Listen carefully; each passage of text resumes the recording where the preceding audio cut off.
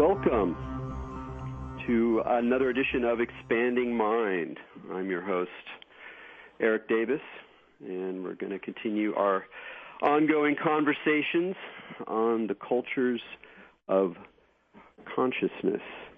When I first started getting interested in occult matters, in magic and alchemy and astrology and mysticism, I mostly got my information from used bookstores. I was growing up in the 70s and early 80s, and so there was a lot of the literary refuse of the countercultural generation before me, and that really became the main source of a lot of my interest in these matters, which we, of course, talk about frequently here on Expanding Mind. And nowadays, of course, people turn to the Internet, where there's copious amounts of information and misinformation on these topics, as there are on all other topics. And indeed, the Internet has played a significant role in kind of changing the way that people think about these mysterious traditions. But one place where you would not, and I certainly never expected to discover much of any substance about the occult and related traditions is the university. In fact, part of the appeal of this stuff to me, and I think to a lot of people, is that for the most part it's precisely outside the flows of university life, of history and literature and art history and science and social sciences that you find this kind of material. But that is changing and has been changing for, a couple of decades now. And I'm incredibly happy that today we have one of the leading world architects of this change, the emergence of what he likes to refer to as esotericism, as a field of study, as a way of approaching history, of a way of understanding something historically and tying these traditions that are often thought of in very mysterious terms, secret, underground currents that connect ancient Gnosticism to contemporary conspiracies and secret societies. Well, there's actually historical versions of those kinds of stories. They may not be quite as fabulous in some ways, but in a lot of other ways they're much more interesting and engaging and, I think,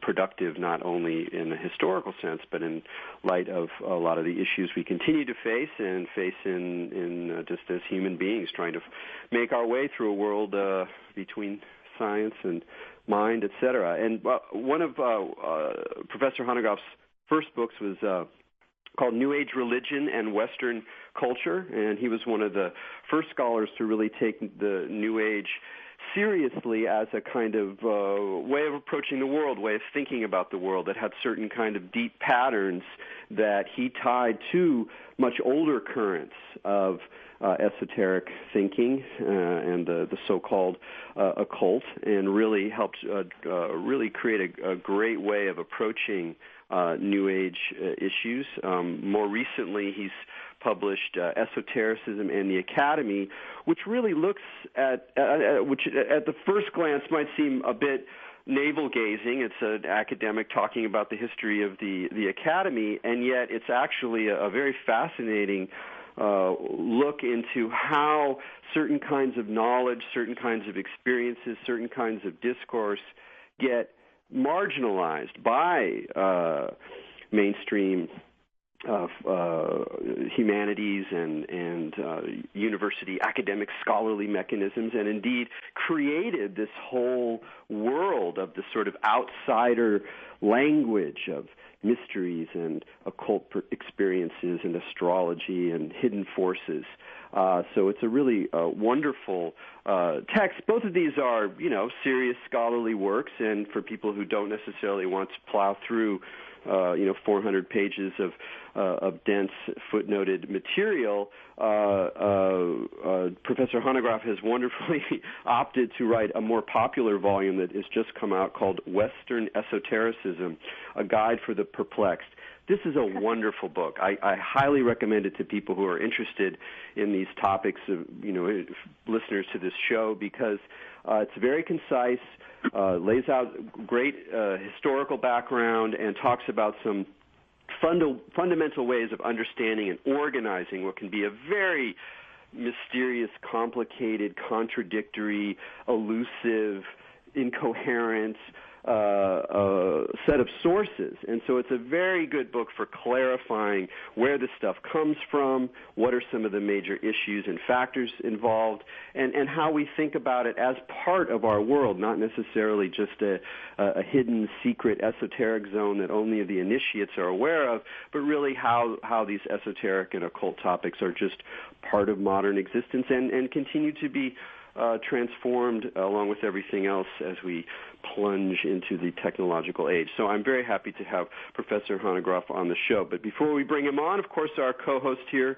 on Expanding Mind, Maja Daou, the White Witch of Los Angeles, astrologer extraordinaire. How are you doing, Maja? I'm good, Erik. Yeah, you got a little bit of your voice back? I know, I can talk finally. I did a little magic. It's so interesting, because I have firsthand, personally experienced being banned, straight out banned from teaching a course at a university, specifically because I practice magic. And yet, the same university would have a scholar teaching a class on the subject. So we've made some headway where you can talk about this stuff now in universities, but there's still a real big block from people actually participating or enacting these things, which of course also belies the studies where people are reticent to actually do experiments with magic or mesmerism or any of the correspondence stuff, or actually formulate some kind of university level scholarly experiment with magic. There's a few people that are, we got Dean Radin, we got some folks that are trying to actually do it, but I love what you said about just the difference between engaging in the research of it and looking at the history of it and trying to have it be accepted, which of course was one of the papers that he wrote about, legitimizing magic and having to do it. When really what I would like is for people to just do it, just try it. You can research the heck out of it and look at it, but until you kind of see it for yourself, just like anything you would do. How would you experience anything else? I don't know what all the hoopla is, or why people in universities are just oh no, we can talk about it, but we can't do it. I think this is a great topic we'll bring out. I'm sure it's something that we'll be discussing with Professor Hanegraaff, the issue of practice and how it folds into how we think about things in a scholarly and historical way. It's of course very, very important issues. But with that, let's bring on Professor Hanegraaff to the show. Thank you so much for joining us on Expanding Mind. Yes, hello, Erik. It's very good to be on the show. Wonderful. I look forward to this conversation. I just listened to your whole introduction. I'm very curious what you want to talk about. Well, yes, we'll plunge in here. Well, one place that I'd like to start is, since the field of esotericism as it's developing today did not exist when you were a younger scholar, when you were working out and finding your way and deciding what you were interested in talking about, and you weren't able to just take classes in the kinds of courses that you are now teaching, and so many other people are teaching around the world. So I'm kind of curious how you found your way yourself from your own earlier interests into being attracted to this material or interested in this material, and then really realizing that there was a whole new sort of really a kind of a discipline to develop around it, because it had been so much rejected, as you put it. So I'm curious to hear how you got into the topic. Yeah, right. Well, it happened like this. Maybe a first reason I got interested has nothing to do with my academic interest so much, but I first studied music, and I was interested in understanding why we find music and art and literature and poetry important.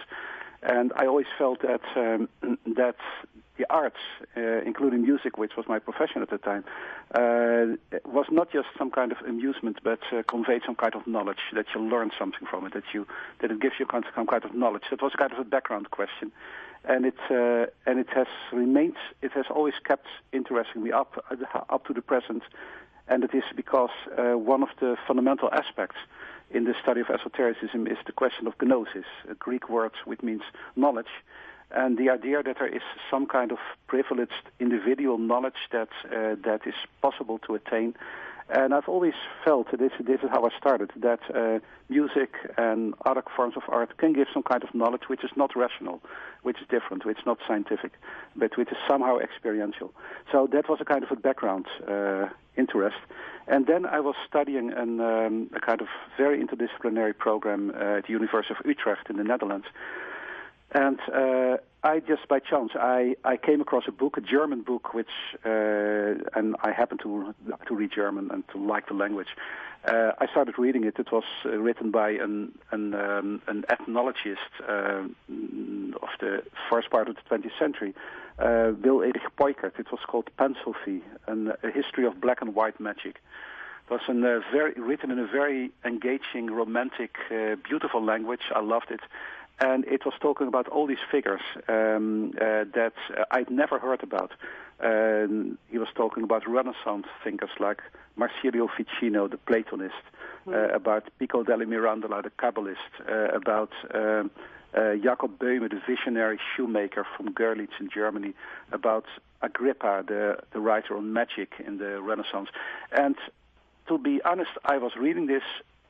Poiket made very clear that these people were not marginal figures, but that they were actually incredibly important and influential in their time. And I was intellectually offended by the fact that nobody had ever told me anything about these people. At school, secondary school, whatever, nobody had told me that these people even existed. And I learned from this book that not only did they exist, they were fascinating, they were important and influential. So I started asking my teachers at university, I want to learn more about this stuff. And then I realized very quickly that they felt embarrassed about the topic. They started, like I sometimes said, it's like a hot potato. They just kept tossing it to someone else. Nobody wanted to touch it. And apparently these topics embarrassed them and made them uncomfortable. I wondered why, and I began to discover that this was an enormous black hole, so to speak, or an empty spot, rather, in academic research. Nobody was teaching it. Nobody was researching it. The academy somehow was not interested and did not see this as a valid topic. I didn't understand why. I was very naive maybe at the time. I had no clue why not, because this was so obviously interesting. So I thought, well, okay, if nobody's doing it, then I'm going to do it.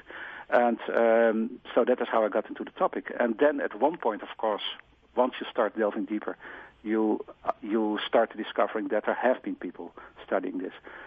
And in this way, I entered all kinds of blind alleys, etc., and read the wrong stuff and got confused and tried again, etc., as usual.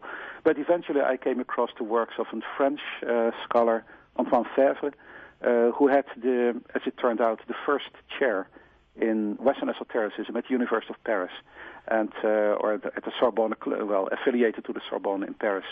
And he was talking about all this stuff. He called it Western Esotericism. He described it as a grand, interesting, influential tradition from the Renaissance on, from the 15th century on to the present.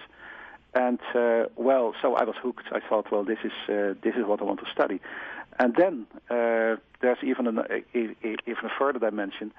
This was the time in the let's say in the later 80s, when the New Age movement was really gathering steam and coming up and getting very popular.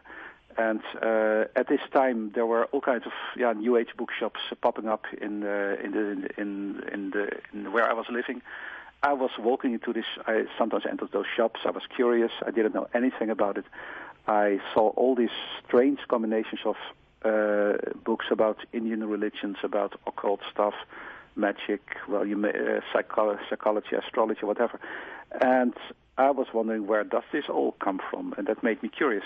So I started looking more closely at it, and then I realized that there was actually a connection, that all this kind of stuff was historically related to the same stuff that Febvre was studying. So it became more and more interesting. I saw that this was very relevant to things that were happening right around me. And I saw that there was a large historical tradition behind all this stuff. But once again, I saw that nobody was studying it. So, okay, so I felt this New Age stuff has to be studied. Somebody has to look at it. And I was doing it not from a sociological perspective, because there were some people who were studying this sociologically, but I was interested in the ideas and where do they come from, the historical backgrounds. I think one of the wonderful things... So this is how I got into the field. Yeah, one of the wonderful things about that book in particular for me, having also been interested in New Age, going to New Age shops and reading these things, reading contemporary texts and some of the historical things that you'd find there, trying to get a sense of where this stuff came from, is that by showing these connections between contemporary spiritual thinking, occult thinking, and these deep historical currents that go back to the Renaissance and even earlier. One of the wonderful things about the study, besides just being interesting, where you see how these underground ideas continue to have influence, is that looking at how things change, how these ideas change and get reconstituted, is a wonderful way of understanding how modern history itself has changed. So that there you go. You show how, especially in the 19th century, ideas let's say, of Darwin and evolution, or the emergence of psychology as a science, how these things become absolutely fundamental to these currents in a way that they were never before, and then that becomes sort of the new shape, the new expression of some of these more ancient or older inspirations or movements. So it's a wonderful way to get a handle on the way that society itself is changing. Yeah, I agree absolutely. I couldn't agree more. But it's interesting that you're emphasizing this point right away, because this immediately brings us to a somewhat contested dimension of studying all these things, and that is that on the one hand, there is a kind of an assumption among a lot of people who are personally interested in esotericism, who believe that there is this kind of universal tradition which has always been there, and which was already there in antiquity, and which has just been passed on the universal wisdom. And on the other hand, then you have the historical approach, which says, well, things are always changing and transforming, and there are enormous differences between what people were believing among the Gnostics or the Hermetists in antiquity, and what you find in the Renaissance, and then what you find in the 19th century, the 20th century, and our own time. So this notion of transformation, of change, I absolutely agree that by studying this stuff, you are beginning to see very fundamental changes and developments that have created foundations of our own world. But it's important to see that, yes, there is, on the one hand, there is this notion of universality, of a universal truth, and at the same time there is this, in fact, actually, if you start looking at it historically, then you're struck by how earlier traditions are continually being reinterpreted from new perspectives and changed into something that earlier generations could never have imagined. Well, let's stay with this point about the tension between, let's call it, universality and history, because I think that's a really important thing to emphasize in terms of the kind of work that you're doing, and indeed that many scholars are doing now, in contrast to an earlier sort of phase of scholarship around these matters that has been, of course, very influential. And I'm referring to people like Mircea Eliade and Carl Jung with his writings on alchemy. I mean, apparently, you could look at Jung as someone, well, isn't he doing what you're talking about? He's talking about the history of alchemy. He's showing how it's relevant to a modern psychological framework, that it rests on these sort of deep structures of consciousness, et cetera, et cetera. And indeed, I think a lot of people who get interested in these matters, if they're also interested intellectually as well as practically, they're inevitably going to wind up reading these authors, and it becomes a sort of modern way of understanding how these currents work that really emphasizes this kind of universalism. But you're representing a different phase, and even you could even talk about your friend and colleague Antoine Febvre in this context. I think his career is very interesting because he starts out very much in that vein, and then he makes a very pointed change to a more historical approach. So, well, Erik, I'd also just like to interject super quick. Those two people you talked about, Mircea and Carl Jung, both went through it. They actually did it, right? And that aspect of their lives was removed from the history. No one talks about Mircea Eliade's involvement in the tantric cults. No one talked about, the Red Book of Jung's Madness just was released, so it's important to remember that part, too. So I would be interested in talking more about these tensions, how we think about what were some of the insights that these scholars, these earlier generation of scholars had, perhaps partly because they did go through their own experiences. They had their own forms of gnosis, and that motivated their work. And yet the claims they made as scholars are not necessarily as solid looking today as they were when they had their sort of when they were really writing at their peak. So I'd love to hear you thread your way through some of these issues. I think they're very important for people. Yeah, it's a very difficult point. It's not easy to. I'll do my best. But this book that you mentioned earlier in the introduction, this Esotericism and the Academy that I published last year, very much emphasizes that there are two main approaches to this whole field. One that I call, with a term that is quite common nowadays, religionism, and religionism refers to the kind of approach that looks for something universal, unchanging, a kind of universal truth in esoteric traditions, and that tries to focus on that as the most important part of esotericism. And on the other hand, you have an historical approach that I represent, which is not studying esoteric traditions in an effort to try to find the truth, but leaves the question of what is true or false to others.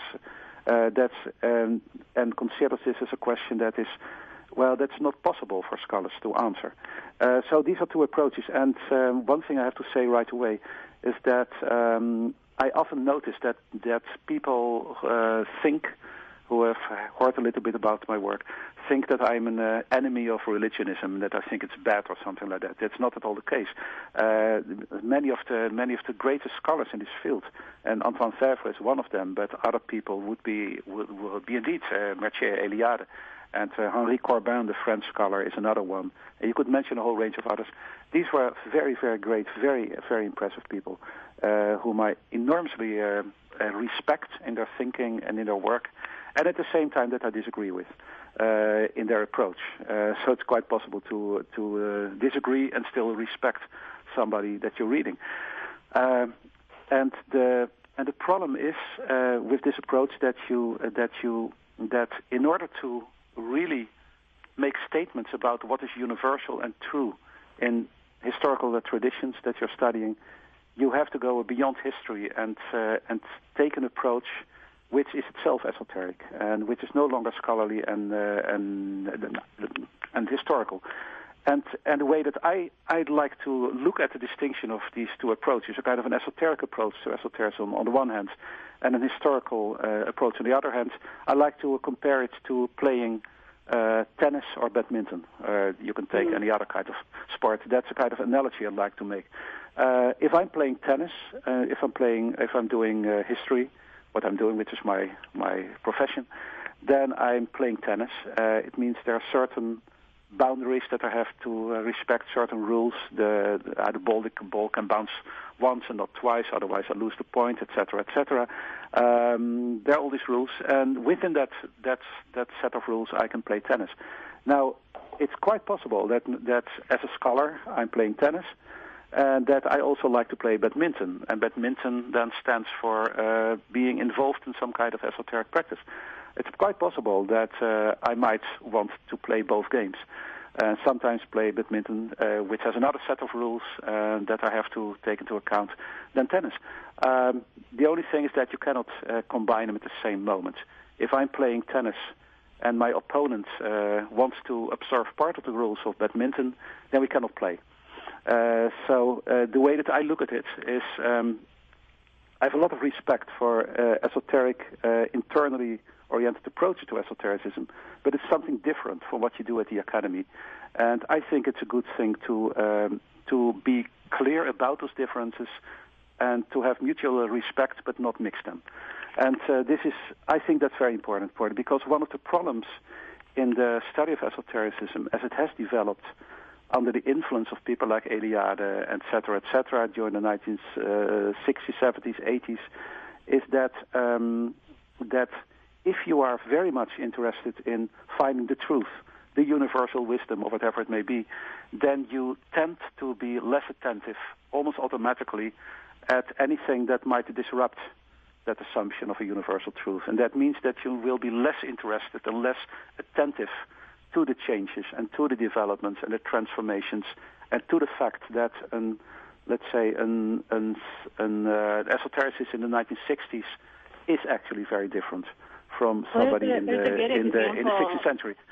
Right. I just want to interject quickly. There's a good example of what you're talking about. Werner Heisenberg wrote his book, What is Life? And he, as a quantum physicist, of course, developed his whole career, and he was very scholarly and kind of like obeyed the rules. And then later on in his career, he wanted to do biology, and he became very interested in biology, but he couldn't play tennis and badminton at the same time. He was rejected by the community of biologists. They said, you can't come in here and just think you can come and learn biology. And this is Werner Heisenberg, for crying out loud. Like, this is someone who, played by all the rules of tennis, but then he got kicked out of badminton. So what you're saying is very true. Okay. Here's a question. I do not know about the case. I do not know about the case of Heisenberg, so I cannot comment on that. I know who he is, of course, but I do not know that this happens to him. But that's interesting. Yes. But I do have to say that this is my opinion, and you may perhaps disagree. I don't know. That I think that scholarly research is something that has its own limitations and its rules. It has its limitations, and I think a certain attitude of humility is important for scholars. There's a lot of things about esotericism that scholars cannot answer, but it has a lot of things that it can do better as well. Esoteric approaches is something different. It has its own strengths and its own weaknesses, and so I think that it's not a good thing to mix them. No, I understand that. So here's the question I have for you on this score, and there's like kind of two parts to it. One is that as you write about in all of your books, but you certainly make a good point of it in the current Weston Guide to the Perplexed, is that one aspect of studying esotericism and taking it seriously as a cultural phenomenon is something that's working in individuals as well as in books and communities, is that there's a role for altered states, that clearly some of what we're discovering, almost certainly even in ancient texts, when you read some of the texts of the Corpus Hermeticum and you talk about this in very clear terms, that it seems very much like they're referring to what we could call altering consciousness or altered states of consciousness. There's different words we could use, and those differences are important. But let's just think for a moment that there are these potentials in the mind, in the brain, in the nervous system, and while they may be expressed in different ways in different cultures or interpreted differently, the way that, say, dreams are interpreted very differently in different cultures, nonetheless, you can sort of make the universal case that all human beings dream on some manner. There you go. Yep. So the question I have about this problem of universalism, the desire among earlier scholars certainly to find some universal core that was reflected in multiple different traditions and thereby sometimes make errors historically because they want everything to look more similar.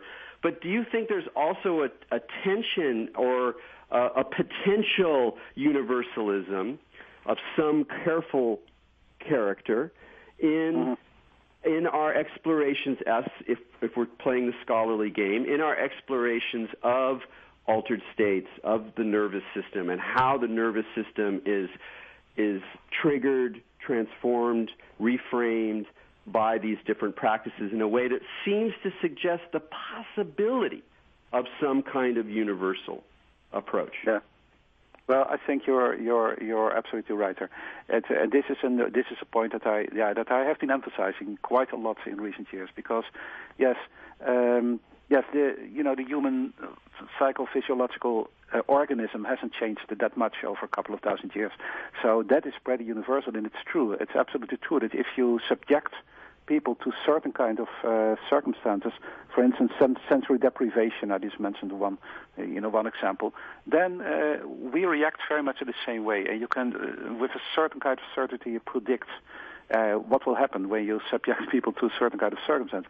There's other certain meditative techniques, or drumming, or techniques of breathing, etc., which have certain effects which are pretty universal.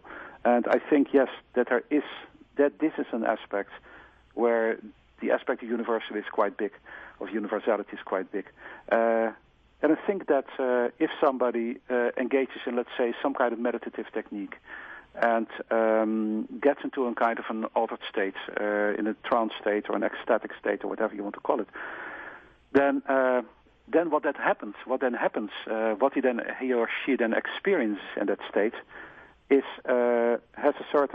there's a certain universality to it, but it's also partly influenced by the culture of his time and period. So if a Buddhist and a Christian or an atheist are doing the same techniques, exactly the same techniques, then the Buddhist is likely to see the Buddha, maybe.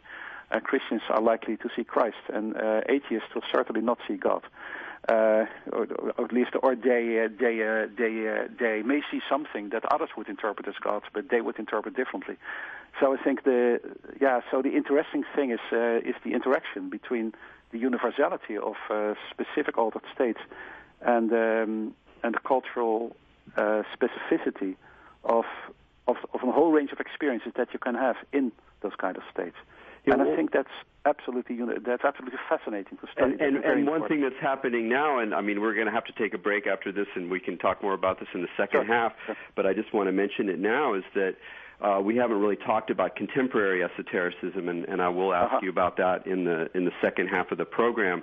But one of the things that distinguishes some contemporary esotericism or contemporary occultism is that process of universal physiological states and cultural interpretation, that process is part of their esotericism. It's becoming more self-conscious about how these things operate in a really remarkable way that really shows a great deal of vitality. But in a way, I'm being unfair because we do have to take a break here, and we'll be back and talk more in just a second. You're listening to Expanding Mind with Erik Davis and Maja Daou. We're talking with Wouter Hanegraaff, who's a professor at the University of Amsterdam in Hermetic traditions, the history of Hermetic traditions, and we'll be right back after this.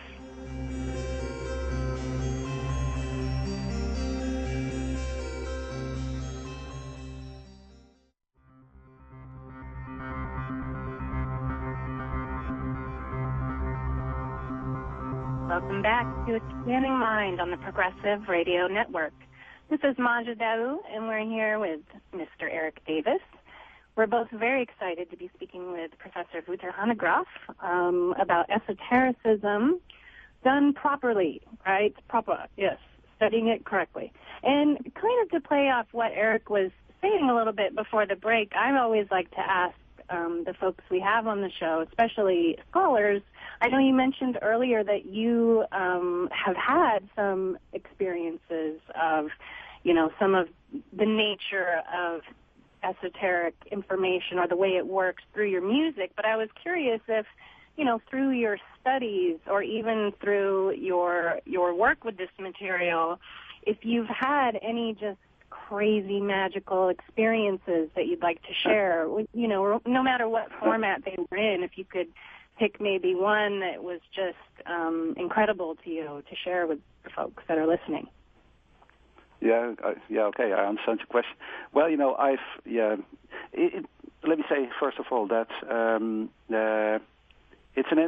I've made a very interesting experience teaching this stuff at the University of Amsterdam since 1999, essentially, for 14 years now. So you teach about these things, and what happens again and again is that in the break or after my course, students come to see me and they say, "Well, could I tell you something? And could we talk in private about something?" This happens again and again, and then I say okay, and then they start telling me about very weird, strange experiences that they've had, things that they usually don't dare to talk about because they think that their family or their friends will think that they're crazy. And a lot of people have weird experiences. And for instance, I just give one example here.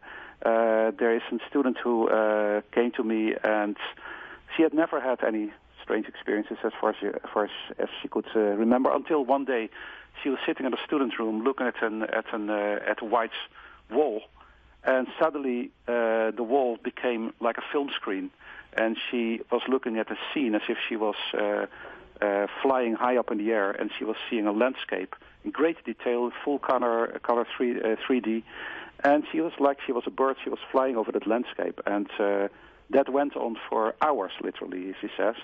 And she was watching, and she was just sitting in this room looking at the wall. But that's what she saw, with incredible clarity and precision and detail. And it went on for hours. And that was a reason for her to change her course of study and study philosophy. And then she also ended up doing a course with me. And the interesting thing for me is that she said, this was very important in my life, and I do not know what to do with it because if I mention it, people will think I'm crazy. And maybe you will understand. And so she assumed that I would understand. And she was right. I do understand. Not in the sense that I know what happened to her exactly with this experience. But, I don't think I'm very comfortable talking greater details about my personal life in this context. But, yes, I have had some weird experiences that people might consider strange. And the point is that I've had weird experiences, definitely, of a kind of the sort that you sometimes see reflected in esoteric sources.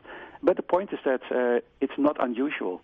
A lot of people have those, and I think one thing that I would hope that the study of esotericism, if it gets more normal in the academy to study this thing, I hope that one effect of it will be that it will become more normal to talk about these things, and it will no longer be considered weird and crazy, and you will no longer be suspected of being ripe for the hospital or something if you have strange experiences. Because I think that a lot of people have such experiences, and I don't think it's unusual. On the other hand, I also think that it's possible to train your ability to become more susceptible or more sensitive to this kind of alterations. Have you met any modern esotericists, like people that actually practice? Is there anyone you've met that recently, Absolutely. like a modern person that engages in this that really impressed you?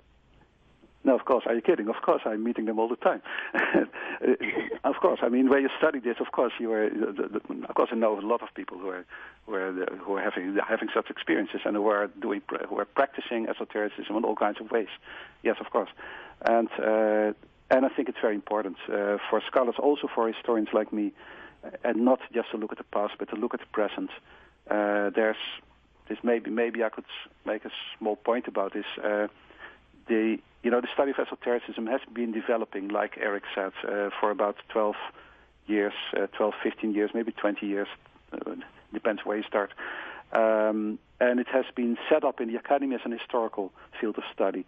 In very recent years, one of my PhD students has really, with a couple of colleagues, has really made a point of saying, listen, it's important to look at what's happening right now. For instance, in popular culture, there is an incredible amount of esotericism around, and there used to be a certain risk in my field of study that we were looking only at the past, maybe the recent past, but not looking around at what's happening right here. And I think it's very important to do that. because esotericism is no longer marginal. One of my colleagues, Chris Partridge, has written a book about the reenchantment of the world, and he makes the point that what he calls occulture, that is the term that he has coined, or he hasn't coined it, but he has made it popular, occulture, like the presence of occult dimensions and ideas and practices in popular culture, is not something strange or marginal, but it is absolutely popular, and it's everywhere. You find it in movies, you find it in video games, you find it in popular literature. You find it anywhere. You find it in popular music. Well, let's stay on this a little bit, and maybe ask you to speculate a little bit on the following question. In your first book, in particular, you talk about how you can look at the New Age as a transformation of older esoteric currents, and you become specific with certain ones, and you describe them and show the connection. But it's a transformation that's happening because of larger changes in Western culture and really global culture. In your examples, again, we talked about Darwin, we talked about the rise of psychology, we talked about there's questions of the liberalization of religious marketplaces, so people have more options, and all of these help to transform the shape of esotericism into something that we could recognize in that case as the New Age. Talking about this popular culture realm, the fact that there's esoteric themes all over the place. I mean, we deal with this a lot on Expanding Mind, and it's been a topic of fascination for me throughout my writing career, and Maja as well.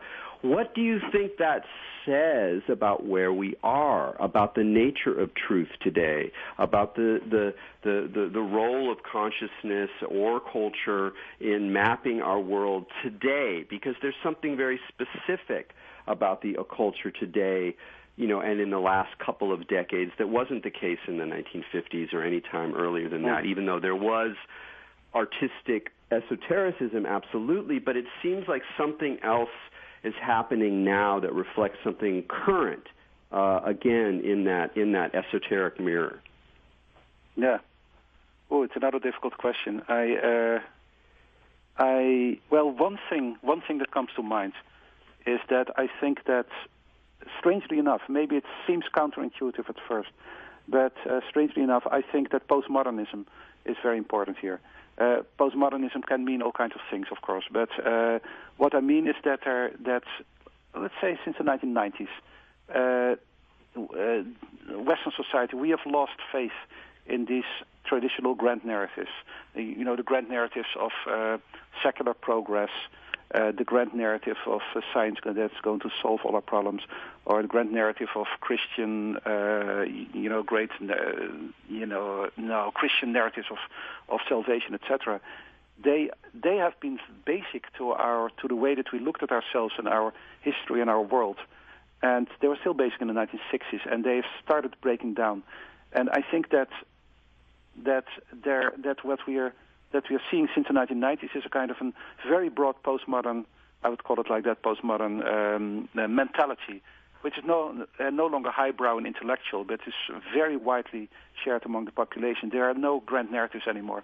So there's much more openness towards all kinds of suppressed narratives or smaller narratives that used to be seen as heretical or crazy or strange or irrational, etc. And there's not so much resistance anymore against taking this stuff seriously.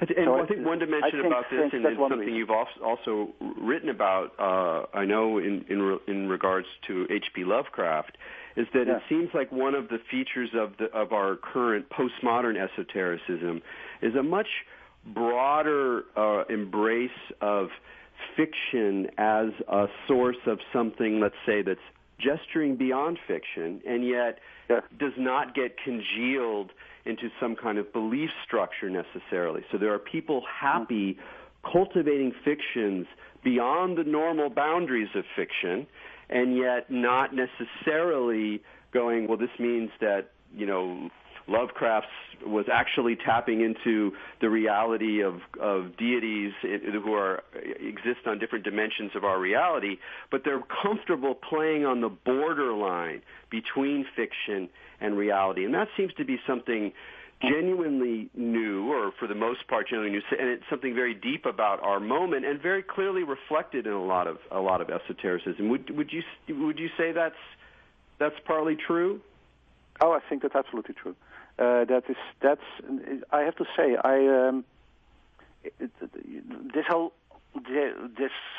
this topic of what some people call invented religions, others call it hyper-real religions. There are all kinds of names for it. It's an absolutely fascinating new phenomenon. Like you're referring to, that there are people who are modern magicians who are invoking the gods from the Cthulhu mythos of Lovecraft, knowing that they are invented, but invoking them anyway, and because it works quite as well as invoking gods that are seen as ontologically present in reality outside.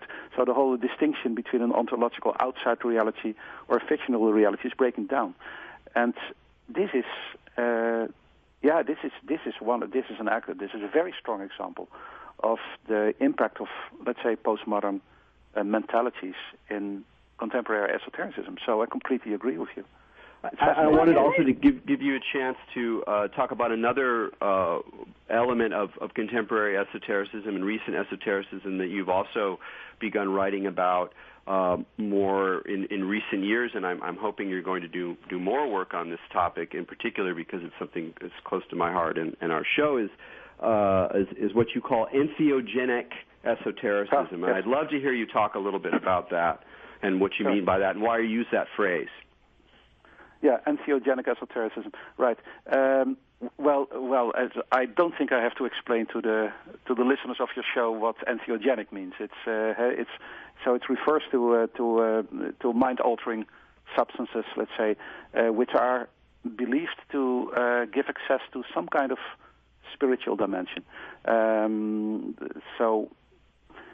Now, what I find, I'm fascinated by this. I have a general interest in emphasizing the importance of alterations of consciousness or altered states of consciousness in esotericism. Like you said earlier, I think already if you start with Plato, even with Plato, going back as far as that.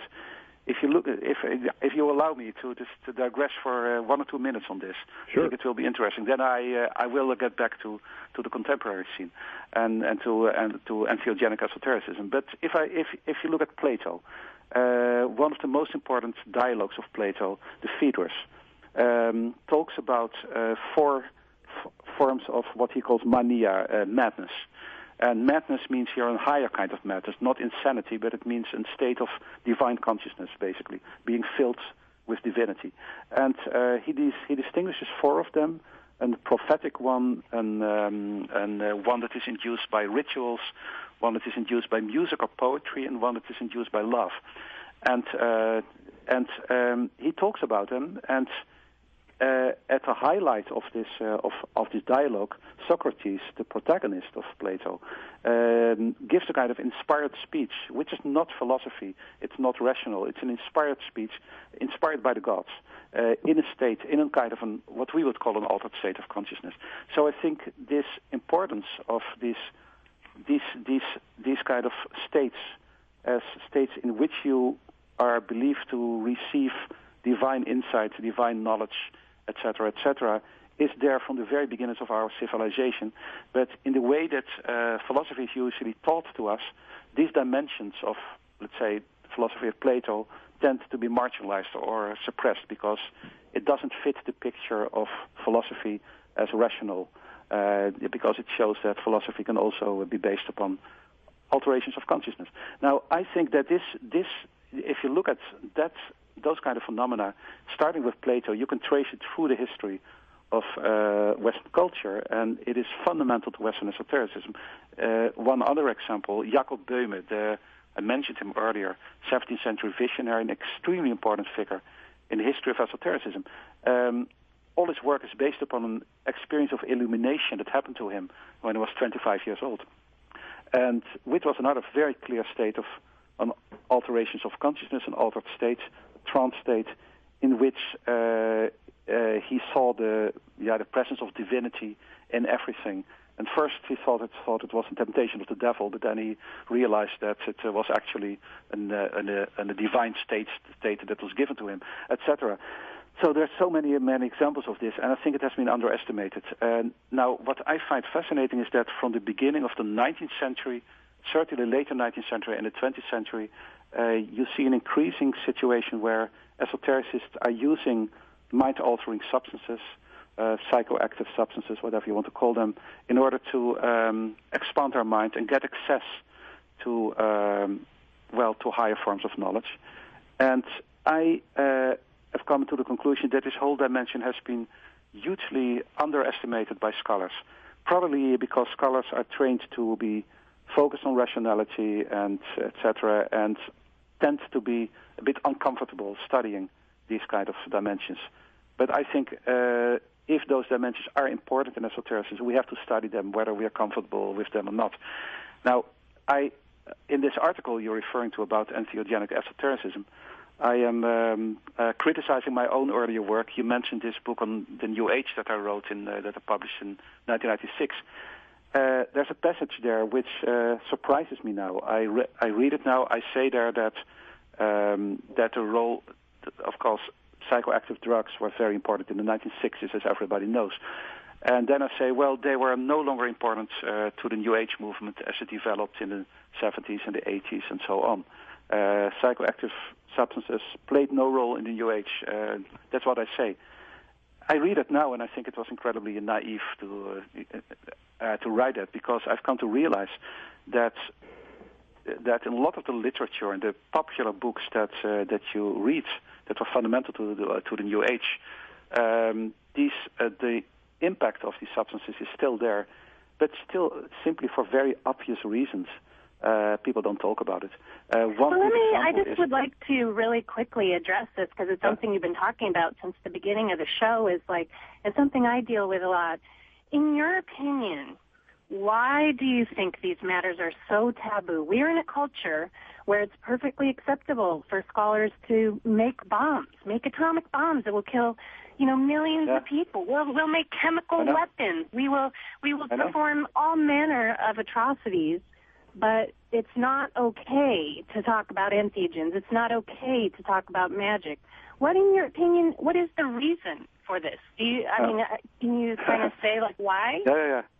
Well, it gets very complicated, because this book that I published last year is about the emergence of this category of rejected knowledge, as I call it.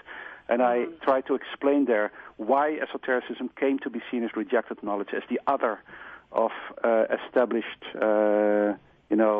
rational scientific thinking. Why that happened. That's a very long story, and I don't think I will be able to tell that story in the 10 minutes that we've left.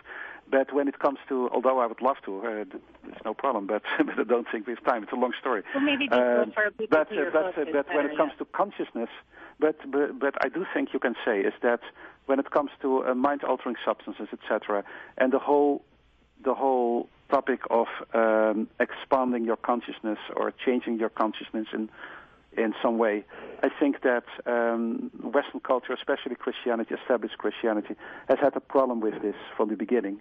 As you see with the Gnostics were seen as the heretics par excellence, and they were focusing gnosis. Gnosis was a direct individual spiritual experience. And that was problematic for the establishment, because, or for the emerging orthodoxy, simply because, any Gnostic could have his own experience and start his own interpretation of Christianity, and before you know it, they all form their own interpretations, and it becomes chaos. So they have had trouble with that all along. Then, of course, the Enlightenment and the scientific revolution, etc., have had their own problems with experience, with personal spiritual experience, because it's not rational enough. So I think that our culture as a whole is built upon foundations that inherently has problems accepting the fact that people can have impressive insights through alterations of consciousness. And this goes deep. This goes deep into our culture, and I think it's one of the fundaments. The rejection of this kind of approach I think is one of the fundaments, the foundations, I should say, of traditional Western culture. And yeah, that's a wonderful answer, and I think it also points to, it's in addition to just how interesting this material is, how much it illuminates history, the history of thought, of philosophy, of art, of music. I mean, we didn't even talk about the influence of this on artistic movements in the 20th century, which is just, enormous. But in addition to the inherent interest of the subject, it also is a wonderful place to sit in order to understand some of the fundamental conflicts, contradictions, some of which are quite difficult and have a lot of very problematic consequences just in our current paradigm, if you will. And I really want to give you a shout out of appreciation for helping to illumine these things. We only have a couple of minutes left, and I wanted to let people know about you have a blog at wouterhanegraaff.blogspot.nl called Creative Reading, and Hanegraaff is Hanegraaff. And I also would just let you give an opportunity to say what else you're doing, if there's anything coming out, if there's a place that people can read some of your things online. Yeah, right. Well, there's maybe two things. We have an academic program, and I'm very proud to say that at present we are still the only complete program in the world, both on the bachelor and the master level of education in the study of this field. So that's in Amsterdam, University of Amsterdam, and if you're interested, you can check this out on our website, which is amsterdamhermetica.nl or .com. That's the website. And secondly, there's an international organization of scholars in this field, which is called the European Society for the Study of Western Esotericism, ESWE, and that has a website as well, which is www.esswe.org. Yeah. Sorry, I have to think about it. ESSWE.org, yes. Great. Well, Professor Hanegraaff, thanks so much for being with us on Expanding Mind. Okay. I thank you very much for the opportunity, and I very much liked the conversation. Wonderful. All right, from me and Majid, all you out there, keep your minds open.